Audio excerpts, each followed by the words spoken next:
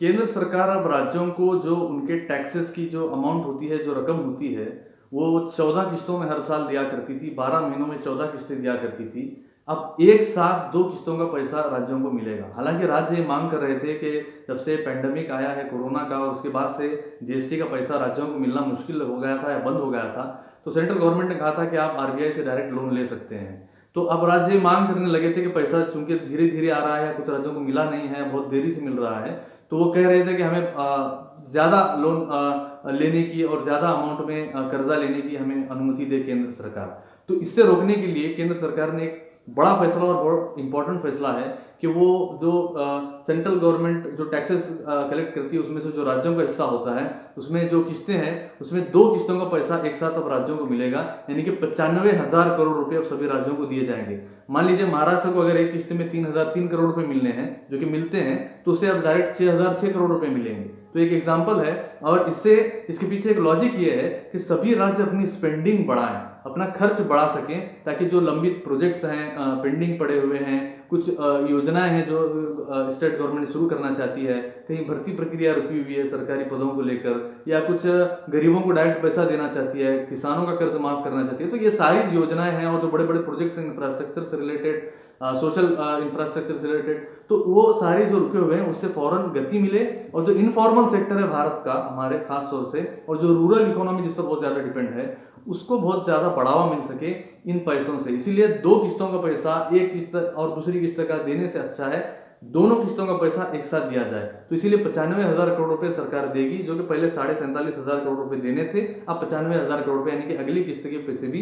इसी साल देगी। ये एक बहुत बड़ा कदम है, क्योंकि अगर राज्य मान लीजिए ज्यादा कर्ज उठाने की अनुमति लेना चाहते हैं सेंट्रल गवर्नमेंट से, तो जो सरकारें हैं वो मार्केट से ही पैसा उठाती हैं, और मार्केट से अगर वो पैसा उठाते हैं तो जो प्राइवेट प्लेयर्स हैं, जो प्राइवेट लोग हैं जो पैसा लेना चाहते हैं प्राइवेट सेक्टर के, उन्हें जो अमाउंट मिलनी चाहिए वो और कम हो जाती है। इसकी वजह से जो इंटरेस्ट रेट है या ब्याज दर है वो बढ़ जाता है, और इसकी वजह से महंगाई भी बढ़ जाती है। तो इसीलिए केंद्र सरकार ने एक अच्छा कदम उठाया है कि राज्यों को ऐसा करने से रोकें, और जो पैसा उन्हें देना चाहिए जो जीएसटी की वजह से रुका हुआ था, कलेक्शन की कम होने की वजह से, वो दिया जाए। हालांकि पिछले 2-3 महीनों में टैक्स कलेक्शन जीएसटी के थ्रू भी और दूसरे टैक्सेस के थ्रू भी ज्यादा हुआ है, और इससे सेंट्रल गवर्नमेंट के पास पैसा भी बचा हुआ है। और यही इसके पीछे लॉजिक था कि स्टेट गवर्नमेंट को ज्यादा पैसा दें, ताकि बहुत ज्यादा वो खर्च भी करें और इकोनॉमी को जो जो गति मिलनी चाहिए अर्थव्यवस्था को, वो और तेजी से मिल सके। और यही वजह है कि इनफॉर्मल सेक्टर खास तौर से और एमएसएमई सेक्टर जो ज्यादा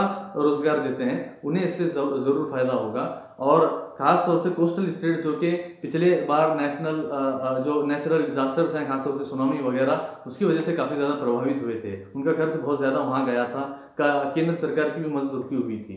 तो दूसरी बात ये थी कि निर्मला सीतारमण ने कल जो मीटिंग हुई है 15 नवंबर को, सभी राज्यों के मुख्यमंत्री उसमें शामिल हुए थे, और जहां मुख्यमंत्री शामिल नहीं हुए वहां के फाइनेंस मिनिस्टर स्टेट्स के वहां शामिल हुए थे। उन्होंने कहा कि 1.5 लाख करोड़ रुपए का कर्जा ऑलरेडी जीएसटी के थ्रू, जीएसटी टैक्स ना मिलने की वजह से सेंट्रल गवर्नमेंट ने स्टेट गवर्नमेंट को दिया है। और ऑलरेडी सेस जो कलेक्ट करते हैं, मैंने कि टैक्स ऑन टैक्स, जो कि लग्जरी गाड़ियां और जो सिगरेट्स वगैरह, जो टोबैको और उसके साथ साथ जो अल्कोहल प्रोडक्ट्स हैं उस पर लगाते हैं, स्मोकिंग प्रोडक्ट्स पर, वो सेस के थ्रू जो पैसा कलेक्ट हुआ है उसका भी 60,000 करोड़ रुपए ऑलरेडी स्टेट गवर्नमेंट को दिए गए हैं। तो निर्मला सीतारमण ने इस बात को बैलेंस करने की वहां कोशिश की, मगर राज्यों को इतनी बड़ी अमाउंट अगर ऑलरेडी मिल रही है, तो निश्चित रूप से अर्थव्यवस्था को गति तो इससे मिलेगी, क्योंकि राज्य जो ज्यादा पैसा खर्च करना चाहते हैं, खासतौर से जहां ज्यादा जरूरत है, वो अब तेजी से कर सकेंगे। और जहां रुका हुआ था, एक रोड़ा था, एक स्पीड ब्रेकर था, जो कि अर्थव्यवस्था को गति देना चाहिए था, कुछ राज्यों में ऐसा हुआ है, जो कंप्लेंट बहुत ज्यादा आ रही थी, खुले तौर पर भी काफी सारे मुख्यमंत्रियों ने ये बात कही थी। अब वहां ये बैरियर खत्म होगा, ये रोड़ा खत्म होगा, और वहां गति ज्यादा मिलेगी, उनकी स्टेट गवर्नमेंट बहुत ज्यादा पैसा खर्च कर सकेंगे। ये सभी राज्यों के लिए है, देश के सभी राज्यों के लिए। और यहाँ पर महाराष्ट्र को मान लीजिए 3,003 करोड़ रुपए मिले, तो उन्हें 6,000 करोड़ रुपए मिलेंगे। यूपी को 8,500 करोड़ रुपए मिलने चाहिए थे, तो उन्हें वहां 17,000 करोड़ रुपए मिलेंगे। बंगाल को अगर 3,500 करोड़ रुपए जो मिल रहे थे अब तक, वहां 7,000 करोड़ या 7,100 करोड़ रुपए तक की अमाउंट वहां मिलेगी। तो ये खर्च अब वो कर सकेंगे, और हेल्थ इंफ्रास्ट्रक्चर हो, चाहे सोशल इंफ्रास्ट्रक्चर हो, चाहे जो कोई भी हो, वो वहां अब भरपूर अमाउंट अब खर्च कर सकेंगे, क्योंकि उन्हें अगली किस्त की जो है वो वेट करने की जरूरत नहीं पड़ेगी।